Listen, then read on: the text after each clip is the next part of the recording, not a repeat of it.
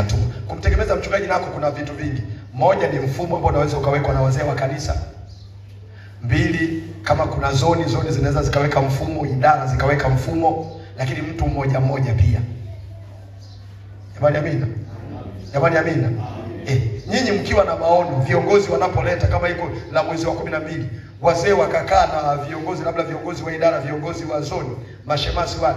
Jamani tufanye. Nyinyi ndio wa kuibua wazo linaloonyesha mna nia njema na mchungaji. Kwamba jamani tunataka tumpe bahasha, au tumeona kwa mfano mimi kuna wakati fulani nyumba yangu ilikuwa haina madirisha. Kwa tumeweka madirisha ya temporary kwenye vyumba navyolalia. Vyumba navyo vinavyotumika. Hivi vingine ambavyo vilikuwa vijezekwa hakuna madirisha. Lakini ikatokea wezi wakaingia. Wakaiba flat screen yangu. Ilikuwa mpya, ilikuwa hata miezi mitatu haijamaliza. Wale wakachukua wakasema jamani, nyumba ya mchungaji haina madirisha. Wesi, tunataka nyumba ya mchungaji madirisha. Wakapambana. Wanaleta fundi, wameenda wenyewe, fundi amekuja amepima. Hivi jamani, hao watu tunawafurahia. Na kuuliza tena, hao watu tunawafurahia. Muangalie mwenzako mwambie acha naombana, ungekuwa wewe usingefurahi. Jamani wengine wanajikaushaga. Ungekuwa wewe umetendewa usingefurahi.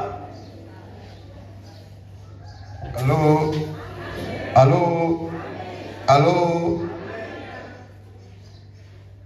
Lakini kuna mtu binafsi, wewe kama wewe unaona idara wamelala usingizi hawafanyi, zoni imelala usingizi haifanyi, kanisa labda uongozi wa kanisa haufanyi. Wewe kama wewe inuka, haleluya. Inuka. Baba mchungaji, pige bahasha. Kama ni mahitaji ya nyumbani, umeona kule nyumbani kuna mahitaji gani, nenda penda kile unachoweza. Hakuna sheria, ni wewe unafanya kwa uwezo wako, haleluya, na kwa moyo wako. Mwingine unaamua kuvuta baraka zije kwenye familia. Mama unasema na baba kama yule mwanamke Mshunemu alivyosema na mume wake, au baba unasema na mama na watoto kwamba jamani pale kwa mchungaji. Hebu mnafikiri tufanye nini pale? Mtoto mwingine inawezekana wewe baba hujawahi kukanyaga, mama hujawahi kukanyaga, lakini kuna katoto kalizunguka na vijana wa mchungaji kakafika pale. Kakaona kitu ambacho hakijakaa vizuri kama kwenu kilivyokaa vizuri. Jamani amini. Nashangaa mtoto anasema pale baba pale kwa mchungaji mimi niliona hichi na hichi na hichi. Nashangaa mtoto ameleta wazo. Mnalipima kama mna nguvu nalo, mnalifanya, inakuwa baraka ya familia. Jamani amina. Jamani amina. Mwisho kabisa kwa leo. Namba 4 hiyo ya mwisho na imalizia. Tumika kwa kugusa mahitaji ya kanisa. Tumika kwa kugusa mahitaji ya kanisa.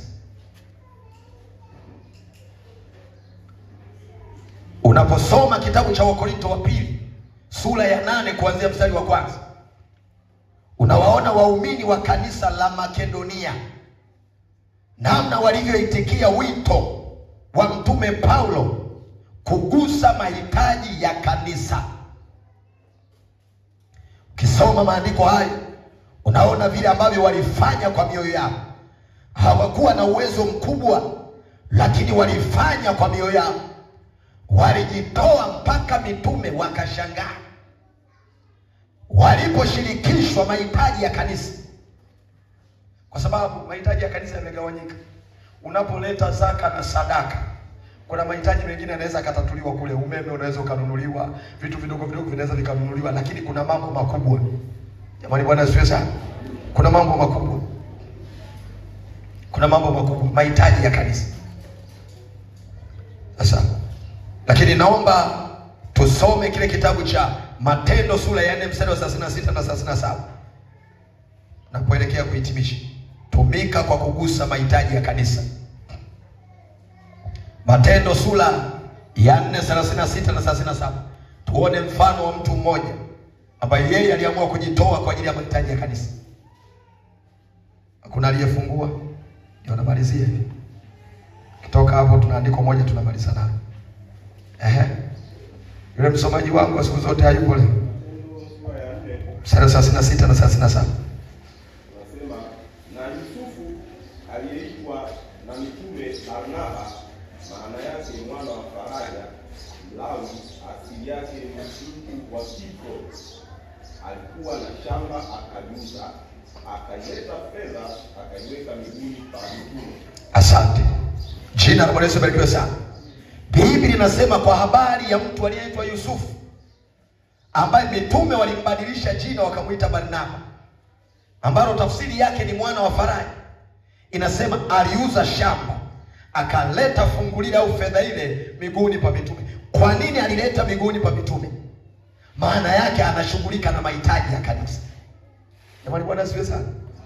Inawezekana mwingine akashtuka, kwa hiyo mchungaji, unataka niuze nyumba yangu au kiwanja changu? Sijasema hivi.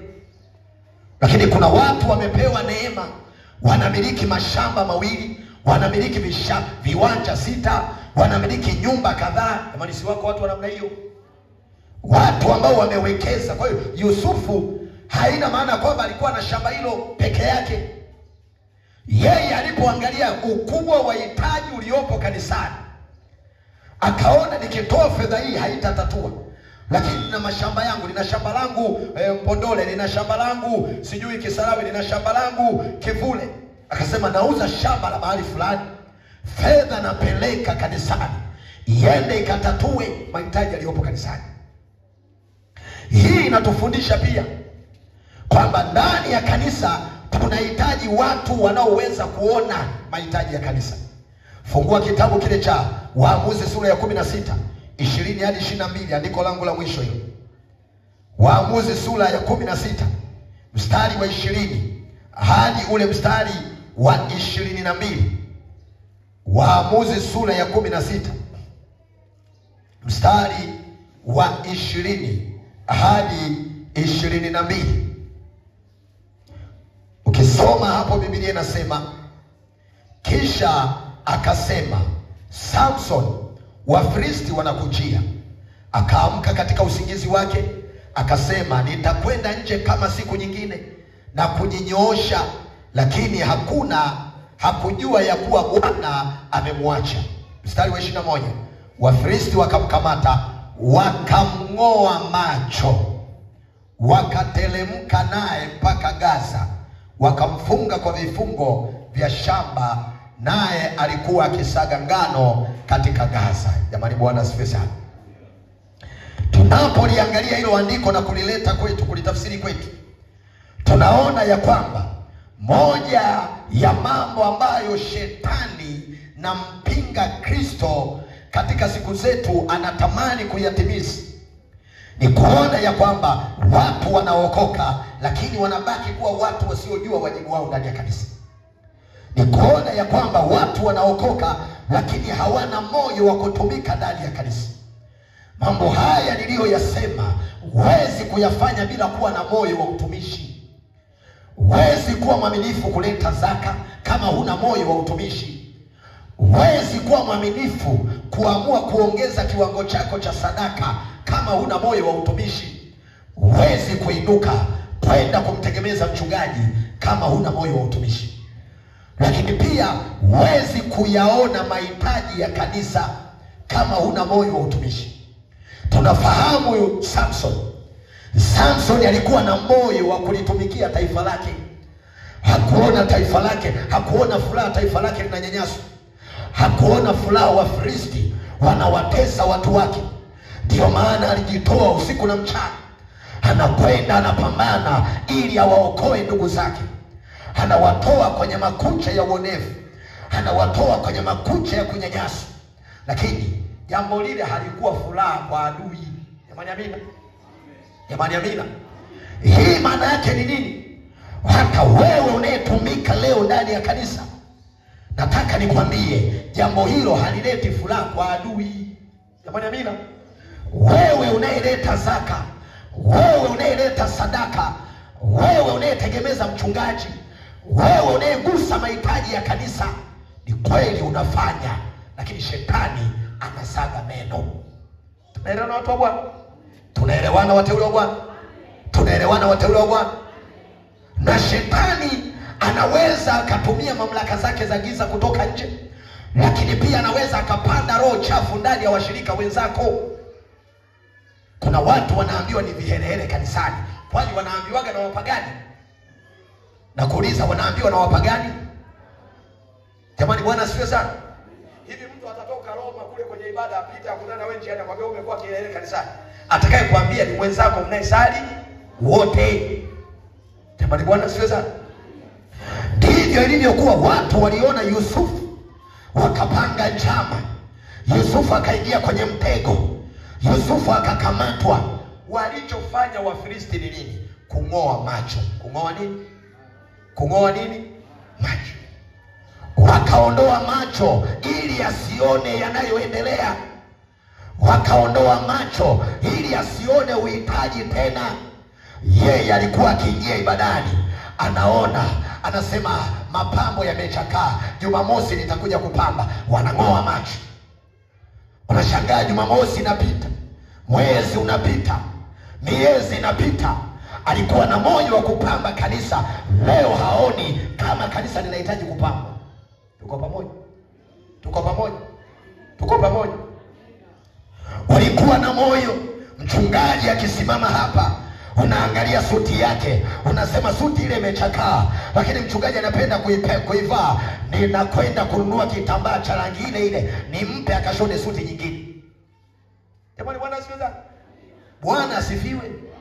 Bwana asifiwe. Pale kanisani nilikuwa na mama mmoja, nikisema nilikuwa sijui, kumbe yeye anaangalia viatu. Anaangalia viatu. Utashangaa ibada imeisha, anambia mchungaji, naona hivyo viatu navipenda sana. Chukua hela hii kanunue viatu kama hivi. Kifungua hivi 30,000. Kienda dukani inapelea shilingi 10,000 unaongezea. Unanunua viatu. Na mimi nikija naambia mama, asante kwa sadaka yako. Kile kiatu nimenunua hichi hapa. Jamani Bwana asifiwe sana. Bwana asifiwe sana. Lakini ni kama mtu atakuwa na macho. Yeye asiye na macho hawezi kuona. Hataona mahali, lakini haoni kama pana shida. Anabaki vile vile. Mahitaji ya kanisa nayo yanabaki vile. Lakini kupitia leo ninapohitimisha semina hii, Bwana amenituma nifufue roho ya kutumika ndani ya kanisa moyoni mwako. Nasema Bwana, nataka moyo wa kutumika kanisani ufufuke ndani yako. Kuna watu mlikuwa mnatumika lakini mmeacha. Kuna watu ambao mnaona kutumika sio wajibu wenu. Leo pokea roho ya kutumika kanisani kwa jina la Yesu aliye hai. Hata kama unanikaushia, nasema pokea hiyo roho. Nasema hata kama uitikii, kwa lazima ipokee hiyo roho. Roho Mtakatifu aliyekuokoa, yeye ambaye